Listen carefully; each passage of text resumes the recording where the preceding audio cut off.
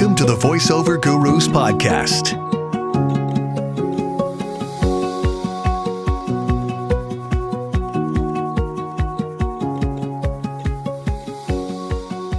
So it's going. Okay. Welcome back to the Voiceover Gurus podcast.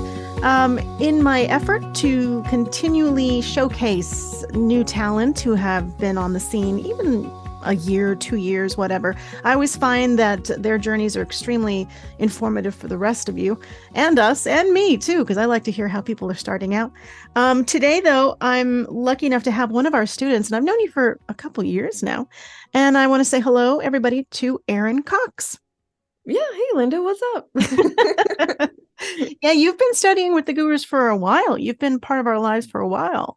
I think so. I could look back and find no, I didn't. It's been a while because because you had so let's start off first. How did you get started? I know you work in radio. Mm-hmm. So tell me first off, what got your wheels spinning that you wanted to do voiceover?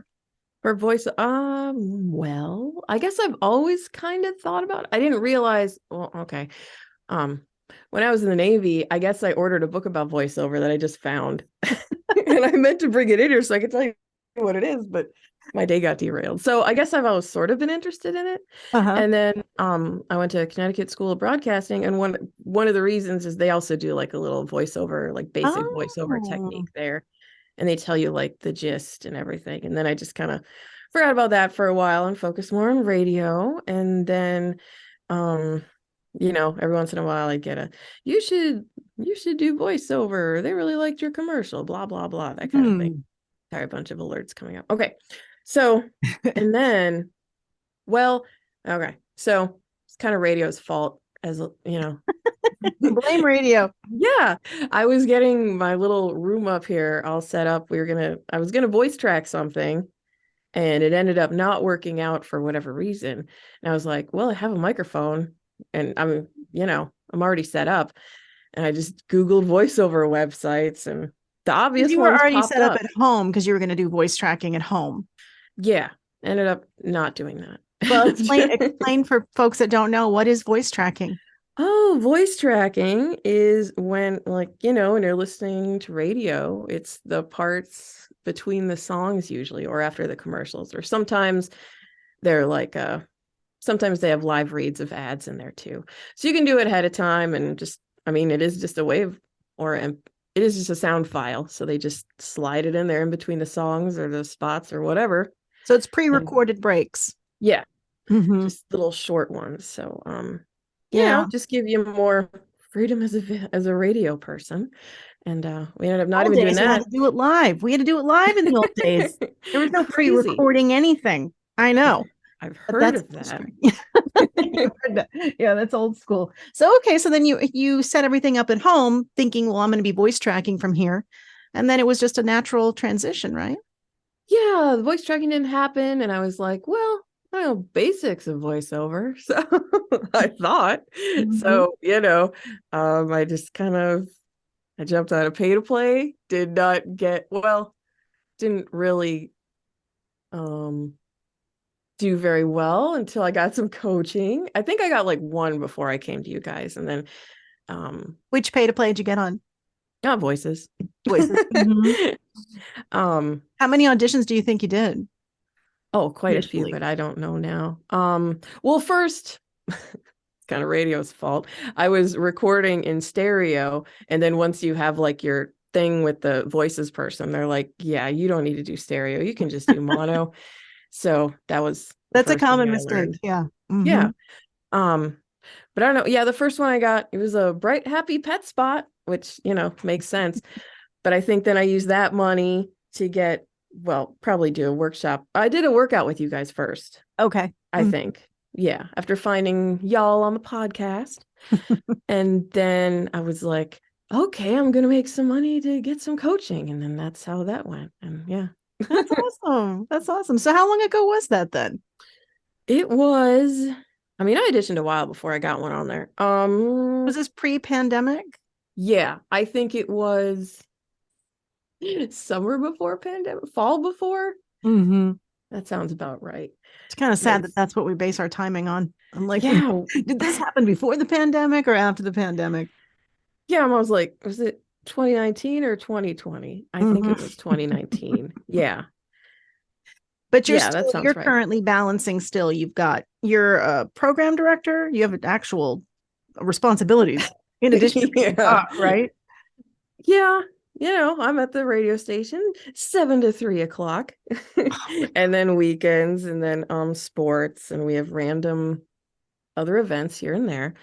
And sorry, I know you can't see it, but that was driving me crazy.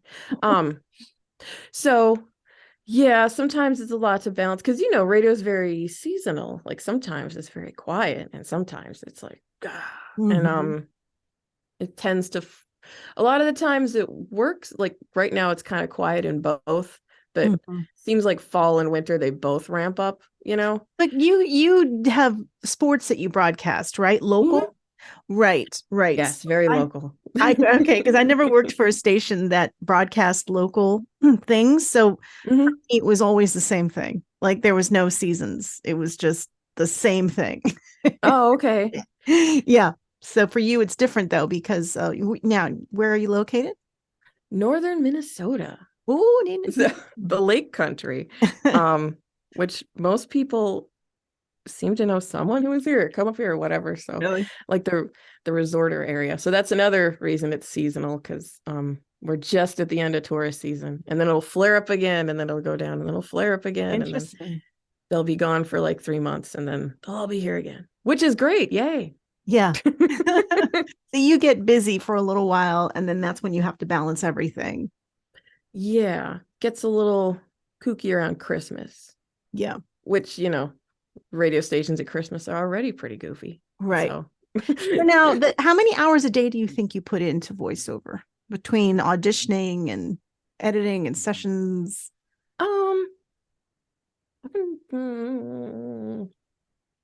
Sometimes just 2. Yeah. Okay. Sometimes a little more. There are weekends when I dig a little more into it, and there are days when I don't do anything. I'm kind of all over the place. I've been trying to learn a lot this quarter since it's been kind of quiet. So, but I guess I've had I don't know. It ebbs and flows. But yeah, it's about 2-ish hours a day, I'd say. Okay, so that's actually not as much as I thought you were going to say. Oh, okay.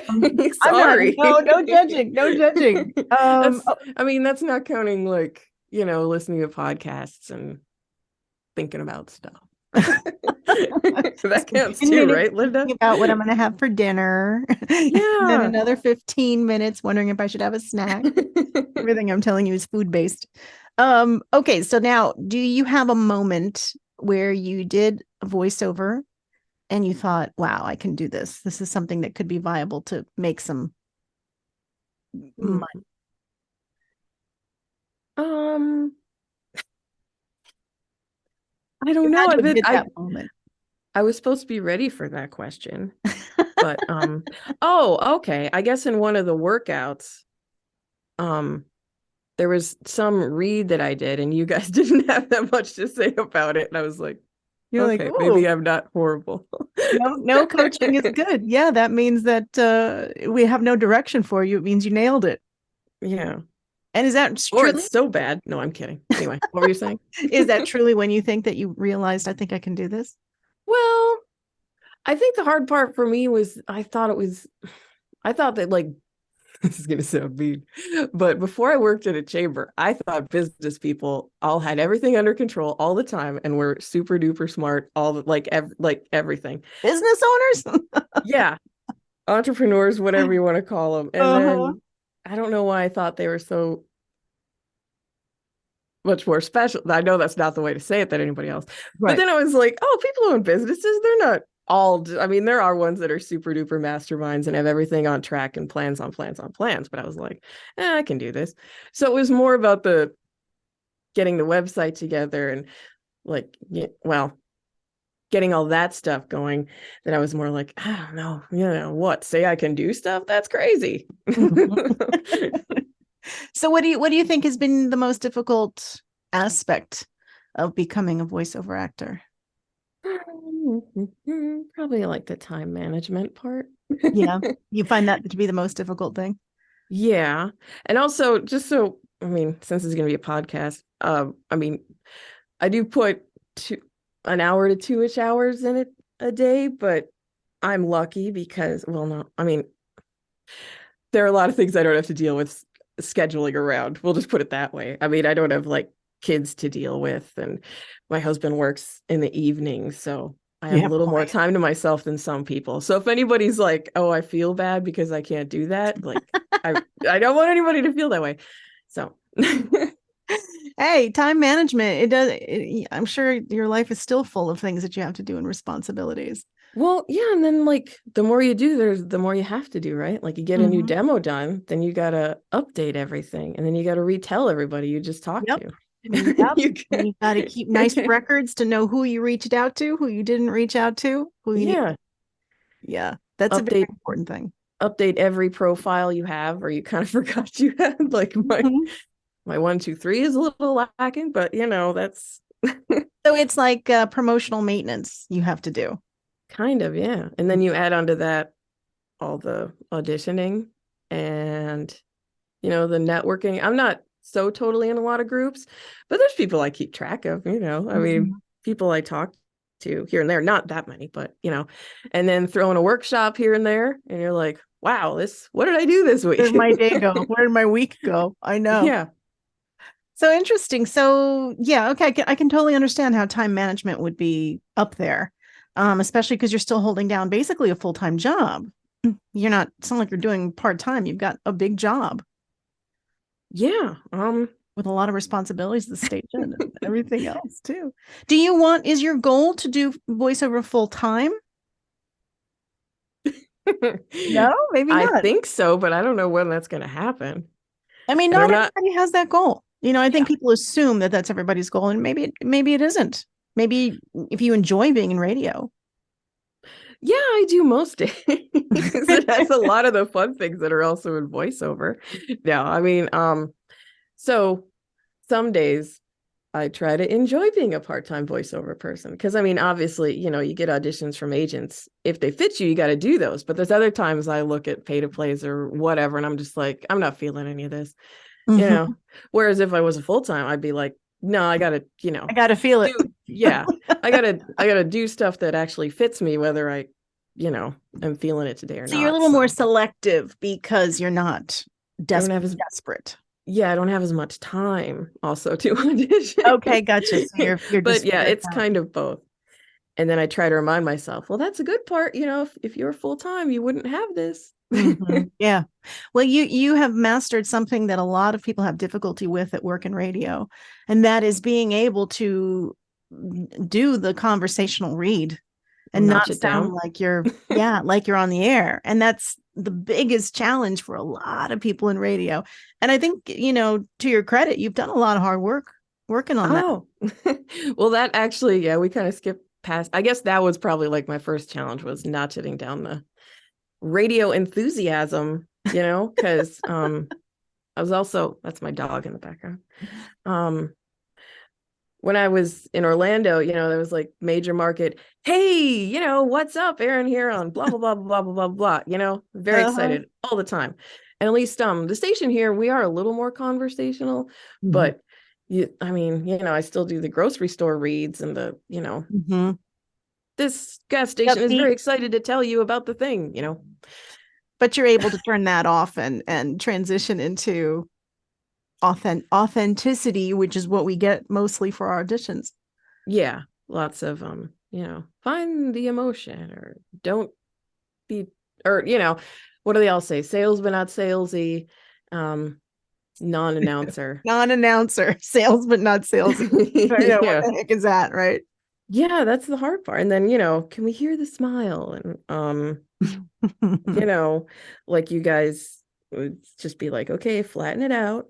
Get less sing-songy. Calm down. Yeah, sing-songy. I still catch myself, doing that. But sing-songy. Yeah. How do you adjust the sing-songy? I don't know. I just try to flatten it out or try to change the rhythm of things a little bit. But I mean, some of the copy is written where it's like, anyway, whatever. I don't know. Tough to do. So what do you think, who do you think is your dream client?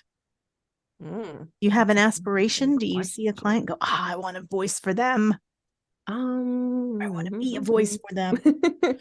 I would say probably something with like pets, like Chewy or BarkBox or whatever. Because you have a dog. I think yeah, I got the dogs and the cat. Can't forget the cat. But like he's gonna know. But yeah, something like Chewy, I think. That would be your dream client. Yeah. Okay, now the other question I have for you too is, have you figured out what your signature sound is? Or what your strengths are? Well, talent vocally, like how would you describe your own? I'm not saying you can't do other reads, but what is the main read you get booked for? Warm, friendly. Sometimes millennial. I guess probably a lot of healthcare stuff. I don't know. It's a good genre for you. Yeah, I think. I don't know. I feel like I'm kind of in a funk, but it's probably just a seasonal thing. So I'm trying to not let it go to my head. That's what I think right now. So how did you figure out what your sound was? Just by what you were booking or what? Oh, yeah. I think someone in some session, because you can learn a lot in a session. Someone said, oh, you sound friendly. Or no, there's some coach I worked with. She was like, well, you already sound warm and friendly. So you don't have to get too crazy with that unless that's what they ask for. And then before someone was like, oh, you sound real. Okay. So I was like, because, real friendly voiceover, that's my branding. But so you've been taking bits and pieces from various coaches and sessions. Yeah. Mm-hmm. So we haven't gone too crazy, but something here or there. So do you feel that you're making enough money to go full time? Like, I mean, that you could make the jump if you wanted to? I mean, not to get into your family finances or anything, but no. Some quarters would do it. Some quarters, yeah. Some not so much. I mean, I think so. But then, I listen to a lot of podcasts. But people say, before you go full time, remember, you're not just replacing the income. And you guys probably said that. You're not just replacing the income, you're full time. You're also doing that plus what you've added on with your side gig or whatever, too. So I don't think it would replace all of it. I don't know. It's kind of unreliable still, Yeah, I mean, it takes time. It takes time. But do you enjoy it? Yeah. Still enjoy it? Yeah. I mean, I've only been doing it like 3 years. But you still have the fire and do you ever get like down about it? Yeah. When I don't get on too many short lists. And same thing that probably everybody does, Shadow, shush. When you're just waiting and waiting and waiting, but that's, what everybody goes through. I suppose. Now you said you were in a funk. What's that from? Well, I don't know. What was it? Is it a radio funk or an auditioning funk? Oh, no. I don't know. I just sound to myself like I keep doing the same thing. So then it's like the more you think about it and try to change it, then you almost kind of keep doing the same thing. You know what I mean? Sabotage yourself? You self-sabotage? Maybe. I don't know. It's weird. But then, you're doing an audition. That person didn't hear the read you did like 5 reads ago that sounded kind of the same to you, but maybe wasn't. That might be what they want. I mean, you should be, delivering what? Oh, hi, Shadow, right? That's Shadow. Hi, Shadow. Oh, is it girl, boy? Oh, he's a boy. Shadow's a boy. Shadow's so beautiful and handsome. Sorry, you're handsome, Shadow. Handsome. He's a pain in the ass. What was I going to say? It's the path, everything you're going through, you're going to have the ups and the downs on it. But as long as you don't overthink stuff, what do you think is your biggest challenge? Is it overthinking things? Well, you're looking at me like that I know what it is. Probably overthinking things and being too technical, Linda. Would be one of the things if we're talking performance wise. And then my marketing game is a little off, but otherwise, Well, that's good. So as far as what do you think you should improve on? What could you improve on?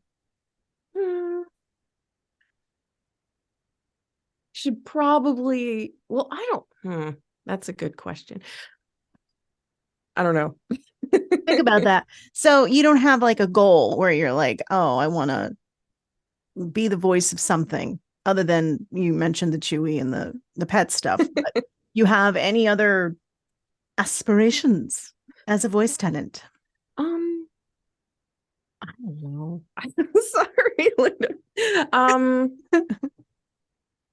It would be good to have. That's okay. I just find it interesting to share, Well, I mean, everybody wants to get some big campaign where like everybody hears them and, but that, I don't know. I don't have a thing for that. I don't know, man. You're so self-deprecating. You're always self-deprecating. It's very Minnesotan, Yeah. You think that affects you though, as far as auditions go? I don't know. Well, because, when there's like a character read, it's like, how big do they want you to go? And like, to me, I feel like, I went there. But then like in workouts, you guys will be like, no, a little more. I don't know what you're doing here, but you can bring it. Yeah, you can do a little more.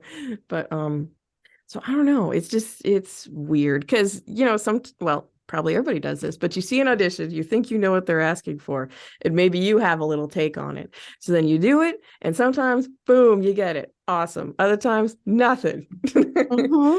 And then you're like, well, at least I took a swing, I was going to say, how do you handle the rejection? Do you have any techniques, anything that you do in particular? I try to not think about it. Yeah, you let it go. Agent auditions, I'm pretty good at letting go. Sometimes I will look and be like, oh, well, they probably didn't pick me if I haven't heard anything by now, Mm-hmm. But pay to play stuff, I'm fine just kind of letting go of those ones. It's it is kind of a soft rejection. They don't call you and like tell you you suck or anything. Right. So it's not great, but it's not, you can characterize it as a rejection or not, because the fact is they just went with someone else. Yeah, and it could be a lot of things. Like, if you've ever hired anybody or sifted through resumes, or even in the audition workout things that I've done with you guys, it's like, well, I don't know, I would probably pick anybody. So it's so subjective. Well, I'm sure. When we were running those mock, those audition nights, oh my God, they were so difficult to choose because we would hear all these different reads of the same script and they would all be fantastic. And it would be so difficult. I can't imagine how tough it would be for somebody doing casting. Yeah. Part of me would want to do it, but actually, okay. Well, at the station, a customer wanted, what was it? They were doing this thing called Tubular Tuesday. It was a craft store, and Tubular Tuesday, this is so stupid. Somehow Tubular Tuesday was a discount on like plastic floral stuff, whatever. So they wanted a dude to say Tubular Tuesday, right? Yeah. So we only had 3 dude voice guys who I were going to throw in there. So I was like, okay, you guys, I'll just send me a thing saying Tubular Tuesday. And one of them, and I told him like surfer dude, whatever. And one of them sent me a thing like he didn't even know what I was. He had no idea what I was talking about. The other one did like a dazed and confused sort of impression. And then the other one was like a surfer, like Tubular Tuesday. And that's, and just 3 people. I was like, well, this is, I don't know. So then I had the client pick anyway, even though it was such a low stakes thing. But yeah, sometimes, I don't know, some customers are more hands-on than others. So you keep that in mind then, that it is so subjective. It could just be a little thing, or like, that's what I try to tell myself. But that's good. You've gotten to that point in your career, your journey so far, that you're able to accept that. And that's huge. So far. Yeah, that's huge, because that's usually the thing that makes us cave. Oh, questioning. Well, that's another good thing about being part-time. It's not going to make or break me at this point. If it was full-time, you should never quit your job until you are making, you have such a book of of clients that you can, and some money put away so you can survive. I read a statistics that today that 500,000 people in the United States claim that they are voice actors. Oh, so that's a lot of people. That's a lot. That's a lot of people. But by the same token, how many of them are actually working voice actors or actually pursuing this seriously and don't just have like a microphone, in their closet? Because there's a difference. There's a difference between actually committing and taking lessons and going for it, or someone just throwing stuff out there and throwing together a bunch of crap that they send out. Yeah, so it would be, I don't know, it'd be interesting to be on the other side of a casting, and then I'll be like, well, I could just do a casting of voices just to see what's on there, or 1, 2, 3, just as an experiment. But then why? And that'd be mean, and that'd be a waste of time for people. But stuff that I hear that sometimes when Dave does castings, a lot of it is awful. He said, I don't know what he said. I forget the 75% or not even listenable. Yeah, that's huge. Great. I know. Makes me feel even worse. No, I'm kidding. No, it makes you feel better because you're not going to be in that 75% because you give out a quality product. We're talking crazy unlistenable. Oh, okay. Yeah. Yeah, I think people try like goofy stuff. I remember in broadcasting, I can't remember the name of the guy who taught voiceover. I was trying to dig it up today, but he was talking about horrible demos that he got. And he said he got one. It was just a guy going like, this is my British voice. And then being like, this is my Australian voice. Or, it was like, people send up random. I mean, I'm sure you get random stuff every once in a while. Yeah, I've talked about it before. We have a demo that we got here literally where this guy was like, this is my high voice and this is my low voice. And we were laughing hysterically, like this person is serious. They're seriously sending their stuff out. But you know what? I did a lot of stupid stuff when I was starting out. I didn't know. So, yeah. And I'm sure I was laughed at behind my back. I know that I was judged behind my back on a few situations when I really pushed it. And it's part of the journey. It's part of the learning process. So I can't fault them. Yeah. Well, I think your success has been great. I have been lucky enough to see it happen. Oh. And you wound up with one of the same agencies that I'm at too, which is cool. Oh, yeah. Mm-hmm. So we are very proud of you and happy that you've had some success. And I appreciate you sharing with us your journey so far. Oh yeah, well, all you gurus have been helpful and integral. And, well, thank you so much for joining me today, because I really appreciate it. Hopefully people learn something from this, because it's you shouldn't quit your day job. You should try to balance things. And try. That way you can throw it away a little bit, because that's pretty much what you're doing. You're auditioning and then you're not thinking about it. Trying not to. Every once in a while there's one I'm like, oh, that would be so cool. Like the ones I got help with from you guys, I was like, that whatever. But whatever. Awesome. Thank you, Erin, so much for joining us. I'm going to put your website in the notes part. People can check it out. It's just Erin. Is it just ErinCox.com? No. I think there's a weather lady named Erin Cox. I'm pretty sure there is. But no, it's just realfriendlyvoiceover.com. And I am also, it's another thing, got to work on the website. That's, there's always something that has to be done. Yeah. And then when that gets set, I'll get a new demo and then I'll have to start all over again. Yeah, it never ends. And as long as you accept that, you'll be fine. You'll stick around this business a long time. It's a continuum. Definitely. Well, excellent. That wraps up another episode of the Voiceover Gurus podcast. Again, I appreciate you coming on board this time, Erin. And we do have workouts. It's fall. Yay. The workouts are back. But of course, if you want to coach with us, it's very easy to head over to the website, voiceover.guru. And we have a new coach joining us very soon. So that's going to be some more input, another set of ears on your workouts and stuff and your craft as you develop it with us. When are you going to tell everybody who it is? October. Okay. Just trying to, that was my intrigue voice. That was my voice of intrigue. Very excited, Linda. Let's find out. I know. I'm excited. Okay. I know who it is too. All right, everybody. Have a great day.